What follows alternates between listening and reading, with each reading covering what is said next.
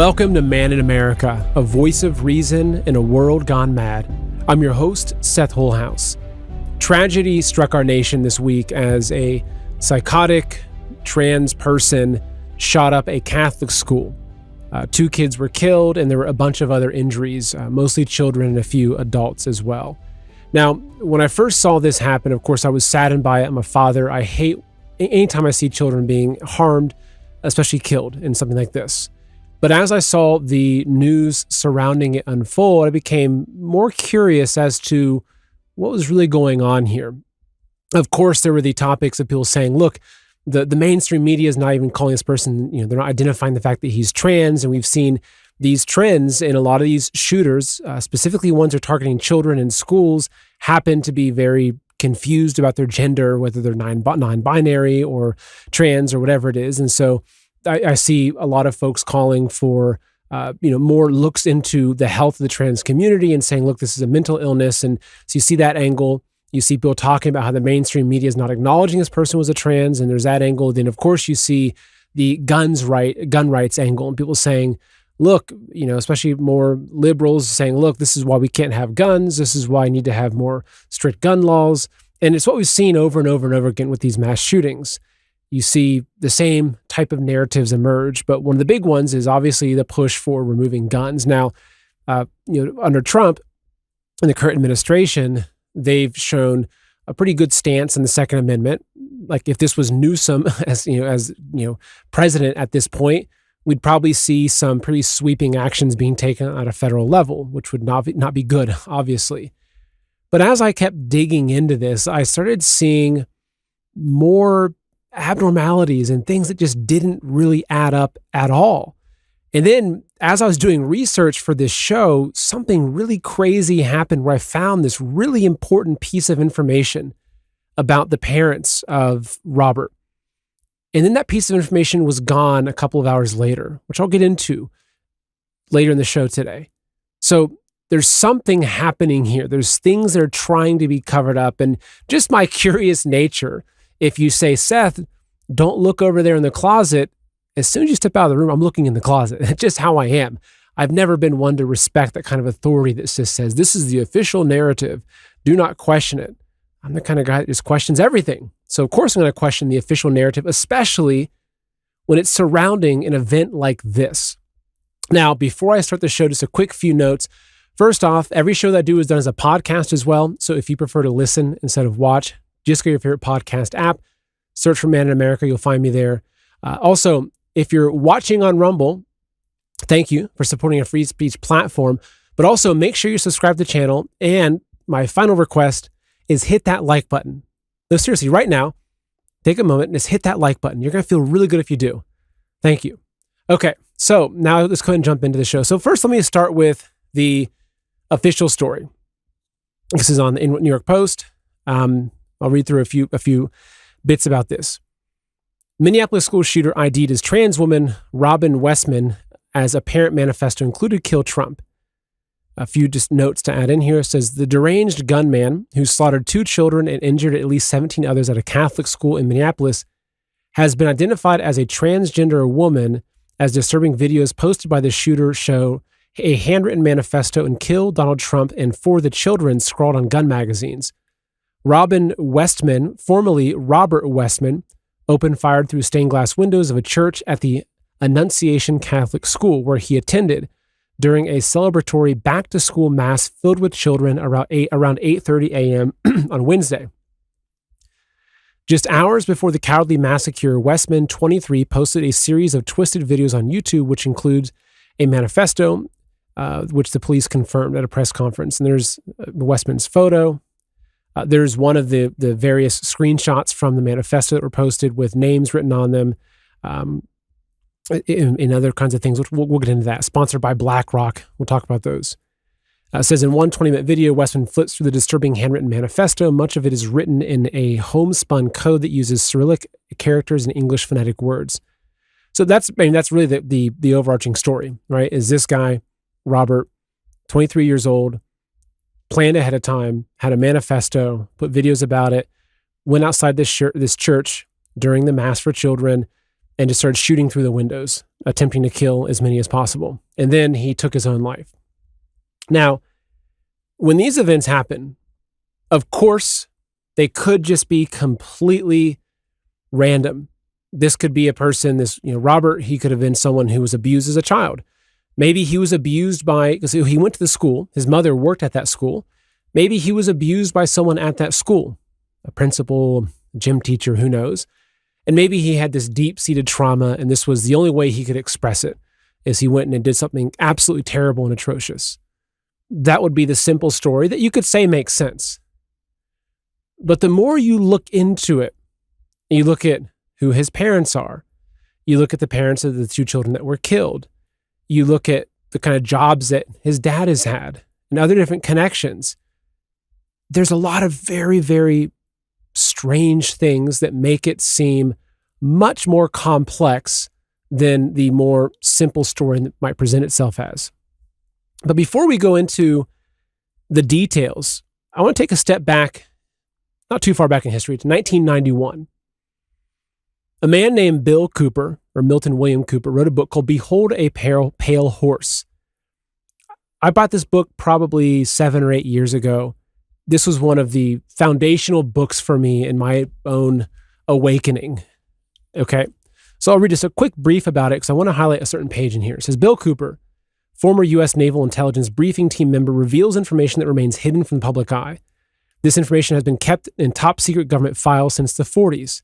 His audiences hear the truth unfold as he writes about the assassination of JFK, the war on drugs, the secret government, and UFOs. Bill's a lucid, rational, and powerful speaker whose intent is to inform and empower his audience. Standing room is only normal.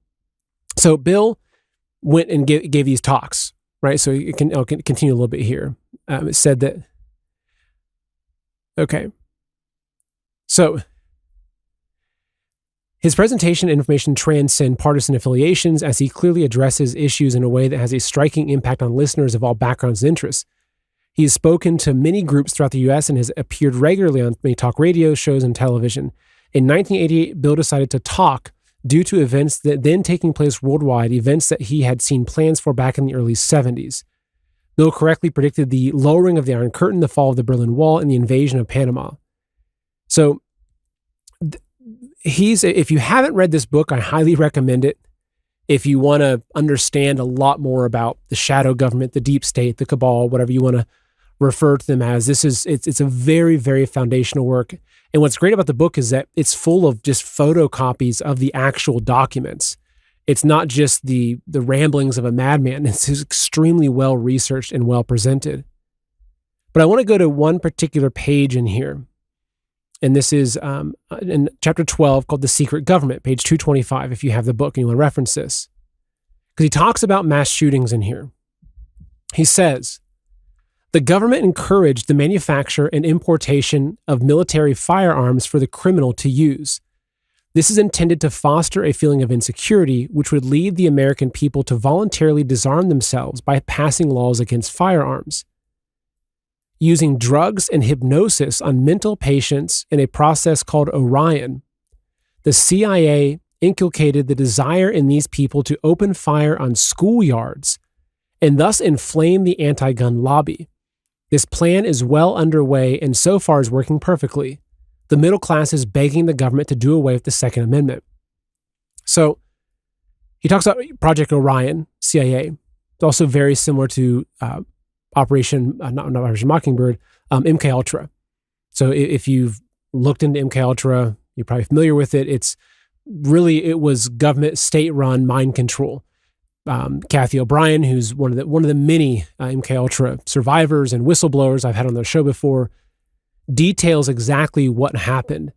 And in essence, it was a CIA program to create Manchurian candidates, to create basically remote-controlled people that could carry out assassinations, that could collect state secrets. They would oftentimes create these MK Ultra victims that they could use to seduce presidents or leaders and get information from them, or assassinate them when they're unsuspecting, say, lying in bed next to them. And it was very closely tied to satanic ritual abuse. And if you dig into the darker bowels of the CIA and some of these agencies, you realize that there's a lot of crossover with satanic and occult practices and agendas. And so if you look into the history of satanic ritual abuse, have you ever laid awake at night with your mind racing, your muscles tense, and no matter what you try, you just can't fall asleep? Stress, anxiety, or tight muscles can shut down your body's natural sleep switch. You're exhausted, but your brain just won't turn off. That is where Perfect Sleep Max from Perfect Origins comes in. It's not just another melatonin pill. It's a complete formula designed to help you relax and sleep from multiple angles. So L-theanine and GABA quiet your mind and reduce stress. Usuna-purines and 5-HTP support dopamine and serotonin to lift your mood and deepen rest. Magnesium relaxes your muscles. Melatonin resets your sleep cycle. And philodendron root calms inflammation. It's clean, non-GMO, and built to give you real sleep support. One bottle is $39, or you can save with 3 to 6 month bundles, and AutoShip brings it down to just $29 a bottle with free shipping. And every order is backed by a 180-day money-back guarantee. So go to perfectorigins.com and use promo code MIA to save 25%. That's perfectorigins.com, promo code MIA. A lot of the mechanisms used in MKUltra are the exact same ones used in satanic SRA rituals, right? Satanic ritual abuse. It's a process of fracturing the mind through torture, through the use of psychedelics and drugs. It basically scrambles someone's brain so much that their brain starts to compartmentalize. And each of those compartments within the brain, they can actually install these personalities that can be activated, but those compartments can't access the other one. So that's how they could have someone that might seem like a Marilyn Monroe, for instance, this beautiful young woman. She's just the life of a party. But then when she hears these certain words, say she's on a mission, this other side of her, this other part of her brain emerges that maybe she's not even conscious of, that carries out a different mission. And so oftentimes when I see, especially these instances of these mass shootings, I wonder, was this person part of some sort of controlled operative? Were they part of some sort of SRA family? Were they part of the MKUltra abuse system, which is still going on to this day? But I'm going to continue here with what he says. He says, I have found that these events have indeed happened all over the country. In every instance that I've investigated, the incident at the women's school in Canada. Now keep in mind, this is written in 1991, so these are older shootings. The shopping center incident in Canada, the Stockton massacre, California massacre, and the murder of Rabbi Meir Kahan, the shooters were all ex-mental patients or were current mental patients who were all on the drug Prozac. This drug, when taken in certain doses, increases the serotonin level in the patient, causing extreme violence. Couple that with a post-hypnotic suggestion or control through an electronic brain implant or microwave or ELF intrusion, and you get mass murder, ending in every case with the suicide of the perpetrator. Exhume the bodies of the murderers and check for a brain implant. I think you're going to be surprised. In every case, the name of the murderer's doctor or mental treatment facility has been withheld.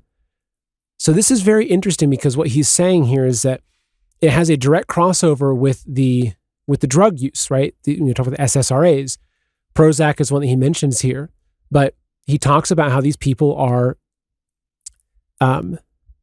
current mental patients, ex-mental patients, or current mental patients. And so if you look at someone that is a transgender, which a lot of folks would really think of that as being a mental illness, not that different than me saying, I'm actually a moose. So I identify as a moose, call me a moose. If you met me and I started making moose noises at you, you'd probably say this guy's a nutcase. He's insane. He thinks he's a moose. Well, a lot of people have the same perspective over a person who's trans. They feel like they're in the wrong body. They look at it as a mental illness. A lot of them, I would assume, I don't have the exact statistics, but I would assume that a lot of people that end up going through trans operations, or that end up being cross-dressing or whatever, are probably on varying kinds of antidepressants or psychotic medications, which probably help perpetuate the confusion and the depression and the mood swings, etc. But it's also interesting how he says that the perpetrator almost always commits suicide, right? He says, ending in every case with the suicide of the perpetrator, which is what we saw here. So we'll review this again at the very end of the show. But I think it's very important to start with the analysis and start with the information that was given to us by Bill Cooper back in 1991. Okay, so let's start digging into the anomalies that I found with this. I'm just gonna walk you through the information that I found. I'm not here to try to convince you of any particular agenda or outcome.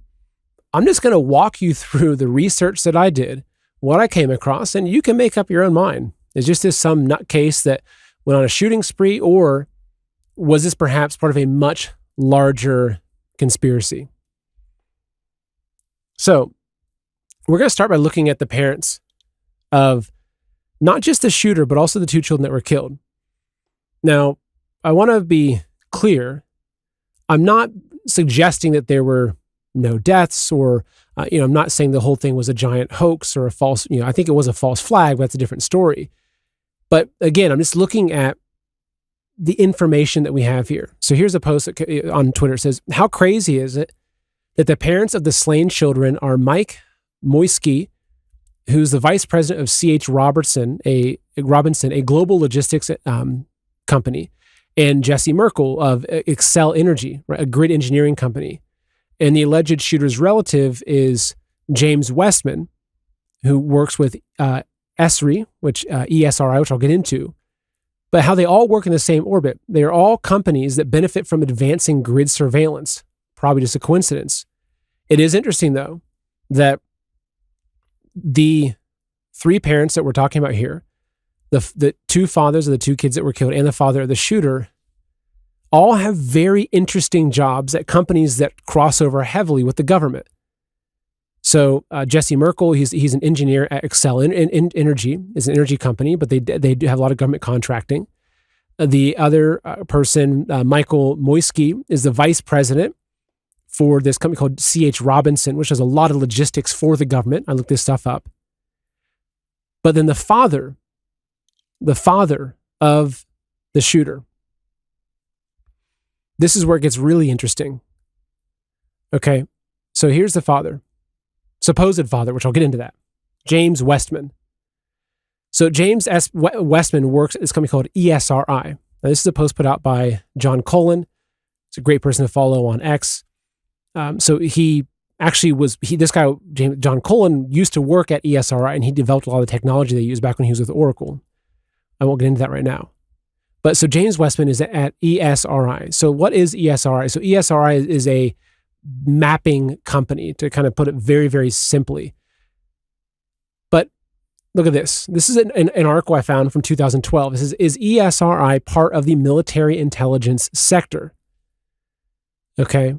So here is a picture of the ESRI booth right next to Boeing, which is interesting, at a recent GeoInt convention next to major military intelligence contractors. Okay, so what are the odds that this shooter's supposed father works at a company that is a major, major contractor with the DoD? Again, it's interesting because, as we talked about, a lot of these programs came out of our own government, the CIA, the intelligence agencies. A lot of this stuff ties into that. So you always have to look for these. It's like, why? Just kind of asking this a random question. Okay, so we have three different fathers here, all in pretty prominent jobs with companies that do government subcontracting, and the father of the actual shooter at a job that does a significant amount of government contracting specifically for the Department of Defense. So these are the three fathers, the three significant fathers of the entire shooting. The father of the shooter, the two fathers of the children that were killed. If I look at all of the friends or people that I know, and I threw three darts at the list of, say, 500 people that I knew, there's a good chance I'd find, okay, this guy's a manager at a restaurant. This guy owns a small landscaping company.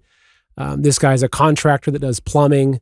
This guy owns a pool company. Right? Those are your average jobs. So the fact that all three of them worked in companies that had ties to contracting with the government, again, I'm not trying to say anything in particular. I'm just looking at the information. It's a strange pattern that these three people just so happen to have those jobs, specifically the kid's father. It's very, very strange. Okay, so going back to ESRI. Okay, so here you go. So the ArcGIS technology from ESRI turns intelligence data into geographic knowledge that informs decision-making for a wide range of missions. Their geospatial technology is uniquely qualified to handle many forms of intelligence, such as data from satellite imagery and information collected using handheld devices. Now, this is back in 2011. Okay, continuing. So it says, perhaps a better question then is, to what degree and in what ways is ESRI part of the military intelligence sector? I think it's MIC. So using open source records at usaspending.gov, we can see that ESRI has received $736 million in government contracts since 2001. So this is only 2012, I think 2011. So in 10 years, they've received almost $1 billion in government contracts. 8 of its top 10 awards were with the DoD. The largest was for $15 million, for a total of $405 million. So again, it's just strange. And you can see it's intelligence. I'm assuming that the CIA, maybe the NSA, other agencies will be using this technology. So the fact that kid's dad I think he's worked at the company for 29 years, if I'm not mistaken. So almost 3 decades working at a company. Actually, no, I'll check. Let me go back really quickly. Yeah, there you go. 29 years and 7 months that his father has worked at this company. Strange coincidence. Okay, so getting into his parents, though. This is a very good post by Whitney. She says, "Is it just me, or does the shooter not look like either of his parents? Maybe you could see a resemblance in his mother, longer nose, facial features. But if you look at him next to his dad, I mean, I'm not a facial kind of pattern expert, but the guy looks nothing like his father. The eyes, the eyebrows, the nose, the mouth, the shape of the head, like I see almost basically zero resemblance. Now, what's interesting though, is that there was a post that someone put out and I came across that they had gone and done some research on the parents. So you can go to, there's a website right here. Okay. This is the Minnesota Judicial Branch, where you can search for court records online. And this is where something very, very strange happened. So someone put this post out saying they found this case, right? So this is a document that was filed in 2012. It was documenting the divorce, the dissolution, like I said, technically a dissolution, between the marriage of Mary Grace Westman, his supposed mother, and James Allen Westman, who is his supposed father.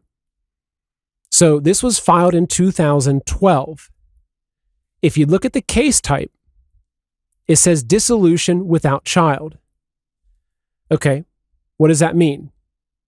So a dissolution without children is the formal legal process for ending a marriage when the couple has no minor children. Okay, that's key. It's when the couple has no minor children. So let's just say that when they divorced, they had a 20-year-old, or say that Robert was 20 years old. That would make sense. The dissolution, it could say dissolution without children, and that would be accurate. However, Robin Westman was born on June 17th in 2002. So if he was born on June 17th, 2002, he would have been 10 years old when his parents had a dissolution. The case type, as far as I understand, there's no way the case type could have said dissolution without children. The court would have had to, in the dissolution process, had to acknowledge that there was a child and the arrangements were made for custody, child payments, etc. So this is really, really strange, because here we have a copy of the court case saying that the supposed mother and father of Robert Westman had a dissolution on September 10th, 2012, when Robert Westman, the gunman, would have been 10 years old. Doesn't make sense. So, are we seeing evidence here that those weren't actually his parents? Are they foster parents? It doesn't make any sense. Now, here's what gets really, really strange. So I went to the Minnesota Courts Record Online, where you can go and you can search. And I went on there and I did a search. This is only about 3 or 4 hours ago. I did a search for Mary Grace Westman. When I searched for Mary Grace Westman, there were 5 records that appeared. There were 5 court records. 3 or 4 of them were, like it was like a speeding ticket. One was, I think, not following, adhering to a traffic sign. But one of the cases that I found when I searched was this, because I wanted to verify. I saw this is a screenshot on Twitter. I wanted to verify. Is this an actual document that I could find on the portal, of the court records in Minnesota? I found this exact same document. I found it. The detailing is result 4 of 5. I told you there were 5 documents. Okay, actually, there you go. So Mary Grace Westman and James Allen Westman. Actually, I'm going to pull up really quickly here. I'm just going to do the search. I'm going to show you what happened. So let me pull up the actual case search, and I'll do it with you right now. Okay, so here's the case search. So Mary Grace Westman. Let's come down here. Let's do a search. Let's do find. Okay.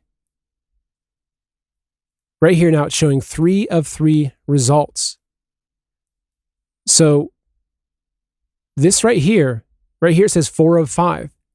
When I did this search, maybe 3 or 4 hours ago, I got 5 results. One of these results was the dissolution without a child of Mary Grace Westman and James Allen Westman.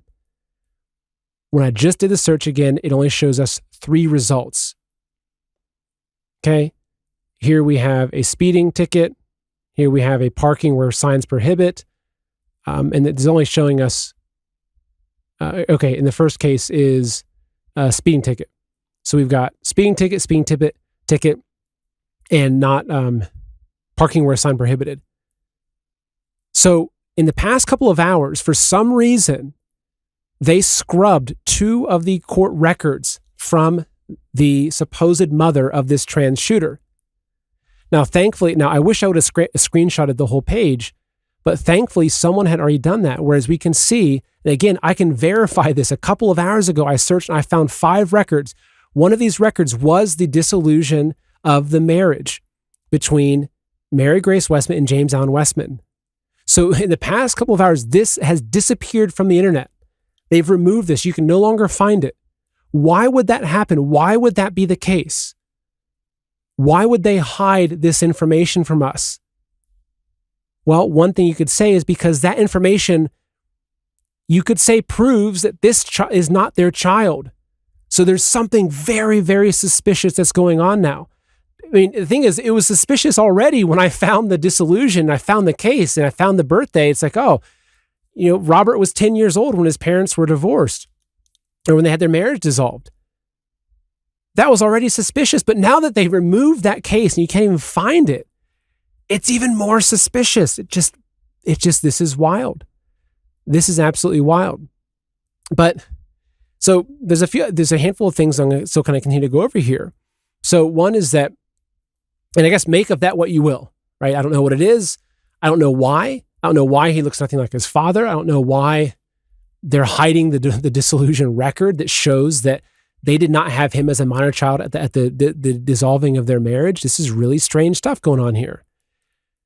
But also, looking at Robert himself, he posted these very strange cryptic videos that he'd pre-recorded and had them to schedule the post on YouTube shortly before the shooting took place. Here's one of them. So this is a drawing that Robin Westman, the Annunciation Catholic School shooter, had in his manifesto. He saw himself as possessed by a demon. So here's a picture of him that he drew. This is in his journal, of him standing in a bathroom mirror with an AR-15 strapped across his back, handgun on his hip, with some sort of cloud of confusion over his head, staring into the mirror and seeing some sort of demon or Moloch or satanic creature staring back at him with a skull and crossbones. Do you want to know what the future holds? Just watch what the elites are doing. They're not piling in the tech stocks or chasing crypto bubbles. They're buying gold, silver, land, and they're building bunkers. Why? Because they know that the reset's coming and paper and digital assets won't survive it. That's why I follow their lead. But I don't wait until the crowd catches on. I already hold metals that I can touch. There's no passwords, no middlemen, no permission slips. Because when the system resets, those metals will still have value. So here's the question. Do you want to be one of the ones scrambling for scraps or the one holding what everyone else needs? See yourself in that moment and choose your role now.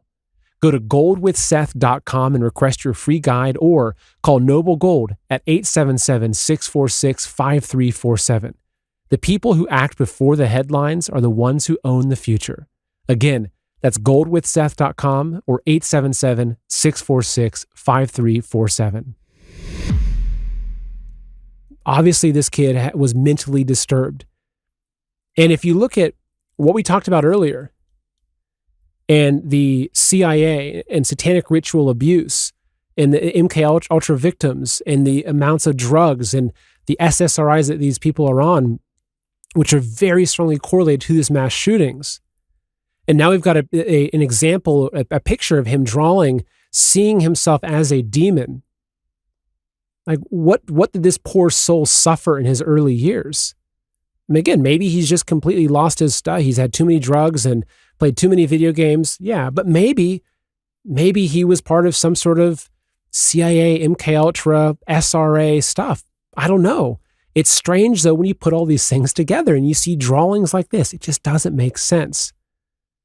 What's also interesting, though, in terms of questioning, it's like, okay, was this part of some larger operation? So here's a post from Larry Cook. Okay, so this is a screenshot of the video that Robert did. He made a video of him, kind of scrolling through his journal and showing all of his notes and really revealing his entire diary to people ahead of the mass shooting. He posted directly on his channel. Now, Larry Cook made a good point. He says, I've worked in video production for over 30 years. This is a very unique camera angle and not easily created top down. The lighting is also correct. This is a professionally produced video that most people wouldn't do or know how to do. Again, it makes an interesting point. And like, I've obviously done a lot of lighting setups and I've worked with lighting, and I agree. Like, I used to be a jewelry photographer, so I know a little bit about lighting, and it's not easy. Now, it's not hard and fast. You can go on to YouTube and you can watch tutorials, and a lot of people that are doing blogging and food reviews, they've learned these techniques. So I'm not going to say it's impossible, especially this day and age. However, it's not very easy. Though it might seem simple, it's not easy to set up an exact overhead shot like this and to not have any light, any shadows, any harsh shadows, because what happens is that, right, so I have my lights facing me, right? So if I move my hand in front of this, it's casting a shadow. So it's really not easy to do what this person did, what Robert did. And then also, if you look in the replies to Larry Cook's post, there's a lot of other professionals that said the exact same thing. They said, look, I've been in video production for 20 years, et cetera, et cetera. They said, yes, I agree. This is not easy to do. So it makes you think, like, did Robert shoot this? Did he study videography? Did he study techniques of how to do this? Did he have someone helping him? I don't have the answers, but it's another thing. This adds to the overall suspicion. Now, continuing, here we go again. There is all this strange writing on the weapons, on the magazines. This one in particular says sponsored by BlackRock. Now, look, maybe, Robert is just kind of mocking everybody, and he sees the amount of hatred and distrust in these big companies like BlackRock. But again, it's just strange. It says sponsored by BlackRock. And you could say this, okay, yeah, from one perspective, you could say, well, he's just some lunatic and he put that just for fun on there. But then you could also ask the question of, are they telling us what's really going on? Are they showing us who the sponsor really is? I don't know. I mean, it's fair to ask the question, right? It's my job is just to ask questions, and you're asking questions as well. But there was also a lot of other strange writing on his weapons. He had writing about killing Donald Trump. He had stuff written about it was, against the Jews, and I think it had one thing that said 6 million isn't enough, or wasn't enough, and supposedly he was kind of pro-Hitler. But what's strange is that if his weapons reflect a hatred towards Jews, why would he go shoot up a Christian school or a Catholic school? Doesn't make sense. And even if he was praising Hitler, well, Hitler wasn't against the Christians, he was against the Jews. So why, if he's, kind of, people say, oh, he was, praising Hitler as a kid, like maybe it would fit the narrative if he shut up like a synagogue or something, but it just, again, it doesn't make sense. There's all these things that just don't add up. And again, here we go. Remember just Mr. Thomas Matthew Crooks, the supposed assassination attempting guy that tried to shoot Trump in Pennsylvania and Butler. Well, that guy, again, update BlackRock Connection says Thomas Matthew Crooks, shooter who tried to assassinate President Donald Trump, was featured in a BlackRock commercial in 2023. So you have that happening, which that was strange. I covered that a bunch when that assassination attempt happened. I did multiple live shows just like this, digging into it. All kinds of anomalies, a lot of strange stuff, just like what we're seeing with Robert Westman. But then, okay, so you have Thomas Crooks in a BlackRock commercial. You have Robert Westman, sponsored by BlackRock. Now, maybe he was following the Robert Crooks story and he thought, oh, that was cool. I wish I was in a BlackRock commercial. Well, maybe I'll write sponsored by BlackRock on my AR magazine. Maybe. Very, very strange, though. But one thing also I'm going to show you as we're kind of coming to conclusion here is the predictive programming. This is also strange. So this is a post by Mr. Truthbomb.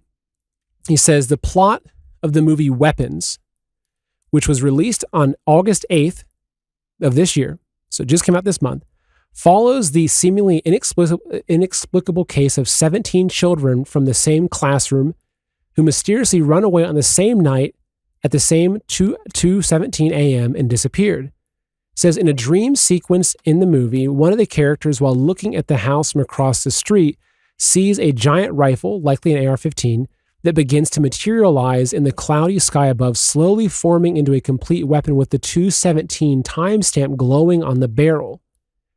19 days after the release of Weapons and shortly after Trump demanded RICO charges against George Soros and his son, a tragic mass shooting occurred at the Annunciation Catholic School in Minneapolis, claiming the lives of 2 children and injuring 17 others.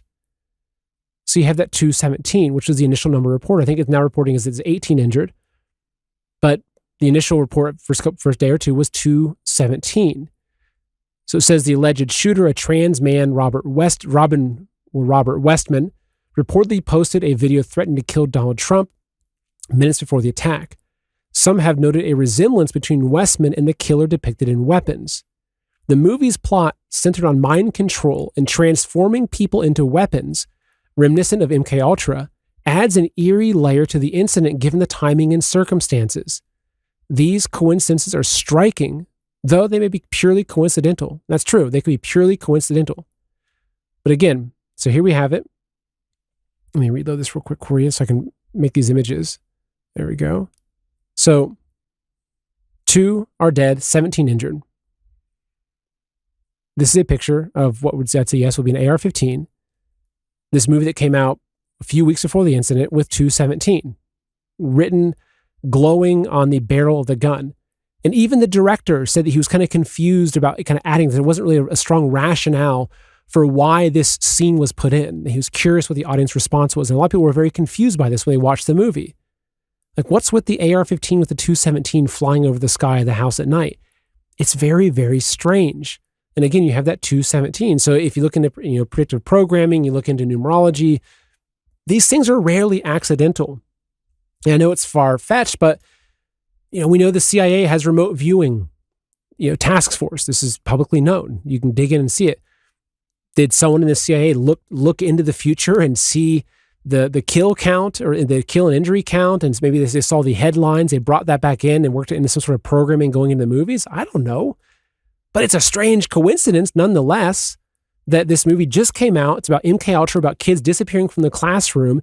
And there's 217 is the important number in the movie. And a random AR-15 gun, which is the same exact gun that was used to kill 2 kids and injure 17 kids at the mass shooting, as we can see, it's very strange. Now, what's also weird is let's take a look at what the killer looks like. So in this movie, Weapons, let's see what the killer looks like. But first, let's take a look at what the shooter looks like in real life.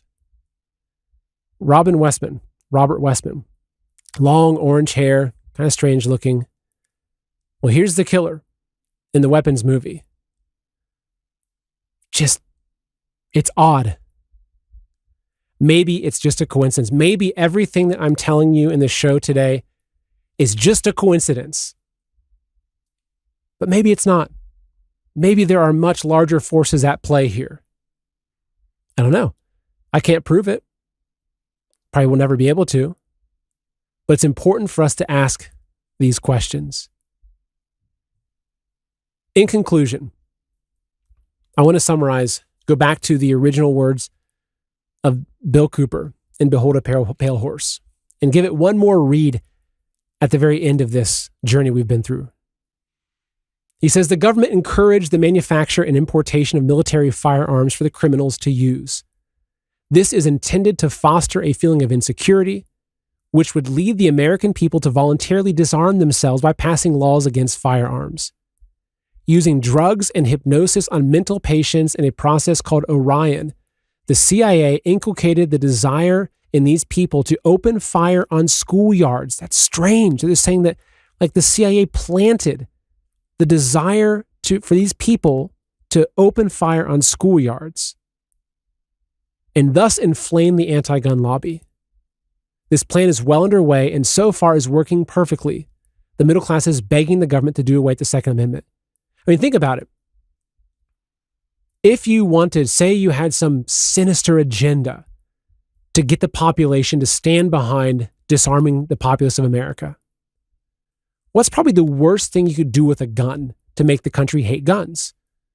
Well, is use those guns to shoot up innocent children, to shoot up schoolyards. I mean, you could say it's a brilliant plan if you're Dr. Evil and you're looking for evil ways to accomplish these agendas. But why is it that we're now having all of these trans and binary people that are probably on all kinds of psychiatric meds, that come from strange backgrounds with strange parents, with many having ties to the government and to the CIA or to the DOD, and these kids are then shooting up schoolyards? Yet in 91, Bill Cooper, one of the most important whistleblowers of the plans of the deep state and the secret government, comes out and says that the CIA basically planted the desire in these people to open fire on schoolyards and thus inflame the anti-gun lobby.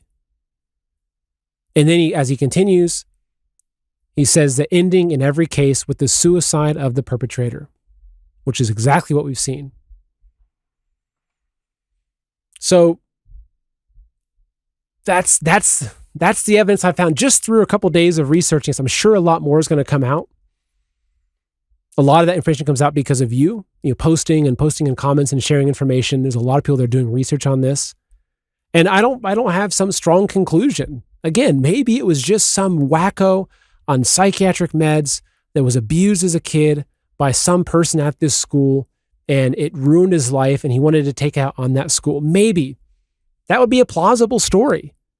I mean, honestly, if we looked into this together and we found out that, oh my goodness, yeah, there was this example, there was a gym teacher that was abusing young children at this Catholic school during the time that Robert attended, and that caused his life to spiral, and he's on all kinds of psychiatric drugs, and like that would actually make sense. And say his mom was a guidance counselor at the school, and say his dad was a plumber, right? It would actually be a pretty easy story to believe. It's like, okay, I can see how that works. But when you put all these things together, you put the warnings from Bill Cooper, you put the ties of the parents to the military-industrial complex and to the Department of Defense, you show the fact that they're scrubbing the records of the parents. They're scrubbing the records that show, I would say almost concretely, that this is not their son. Yet no one's talking about this. It raises so many red flags to me. And that's why I'm doing the show, because I want you to see the same research I've done and you think about it. Let me know what you think. And post in the comments, let me know the research that you've done. And also make sure, again, if you're still watching, if you've lasted this far into the show and you're on Rumble, please hit that thumbs up button. Do it right now. Just hit that thumbs up button. It's going to feel so great. And it's actually really helpful. It helps me to reach more people. So it's not just some vain thing. I want lots of thumbs ups. It actually helps the algorithms to get the show out to more people. So if you enjoyed the content genuinely, then hit that thumbs up button. If you didn't enjoy it, then leave me a negative comment, right? I love reading those too. Tell me how dumb I am, or tell me I'm some sort of CIA spook, or whatever you want in the comments. I read all those comments. I've got thick skin. Trust me. But anyway, thank you for joining me for this. Make sure you subscribe to the channel if you haven't. And the biggest thing I can ask of you is that if you enjoyed this show, please share it with somebody else. Unfortunately, I can't have a show like this on Rumble, on YouTube, that goes viral, because I'm extremely shadow banned on YouTube, because I'm not controlled by anybody except myself and God. I'm trying my best to make sure I'm going according to His plan. But if you want to help me out, share this with somebody, because that really helps us to reach more people. All right. Well, thank you so much. I enjoyed this with you. I look forward to reading the comments. I genuinely do. Let me know what you think. If you found anything that I'm not aware of, put it in Telegram, or put it in Twitter, or put it in the comments on Rumble. I'd love to see that as well. All right. Take care. God bless. I'll see you next time. You've probably heard me talk about the importance of being prepared, and that includes having access to life-saving medicine when you need it. That's why I want to tell you about ReliableMedicines.com. They offer affordable, prescription-based meds like ivermectin, fenbendazole, hydroxychloroquine, essential antibiotics, and more, all shipped directly to your door quickly and discreetly. There's no runaround, no waiting in line, no begging your doctor. Shipping is fast, usually 7 to 15 days, and their support team is available 24/7 if you need anything. I've used them myself, and I can tell you, this is the kind of resource every family should have on hand. And just for my listeners and viewers, you can use the promo code MIA15 at checkout to get 15% off your order. So head over to ReliableMedicines.com, or just click the link in the description and stock up on life-saving medications while you still can. Again, that's ReliableMedicines.com using the promo code MIA15.